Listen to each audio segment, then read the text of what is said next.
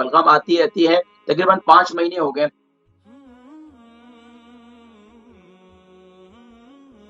السلام علیکم ورحمۃ اللہ وبرکاتہ۔ السلام علیکم۔ وعلیکم السلام ورحمۃ اللہ وبرکاتہ۔ نام، عمر، وزن؟ میرا نام فہمیدہ ہے، میں اپنے بیٹے کے لیے بات کرنا چاہتی ہوں۔ بیٹے کا نام؟ عمر۔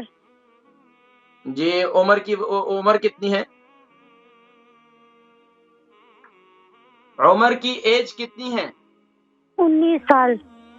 19 سال۔ وزن کتنا ہے؟ 65 kg۔ اچھا جی، فرمائیے، سوال کیجئے۔ وہ جیسے نا اس کے گلے میں بلغم ہر وقت نکلتی رہتی ہے۔ کیا نکلتا رہتا ہے گلے میں سے؟ بلغم۔ بلغم آتی رہتی ہے، ٹھیک ہے۔ کتنا ٹائم ہو گیا؟ 5 ماہ ہو گیا۔ اچھا، 5 ماہ ہو گیا۔ کس کلر کی ہوتی ہے؟ یلو کلر کی، گرین کلر کی، وائٹ کلر کی؟ وائٹ۔ وائٹ ہے، ٹھیک ہے۔ اس کے علاوہ ناک سے رطوبت خارج ہوتی ہے؟ ناک بھی بہتی ہے ان کی؟ نہیں، کبھی کبھی۔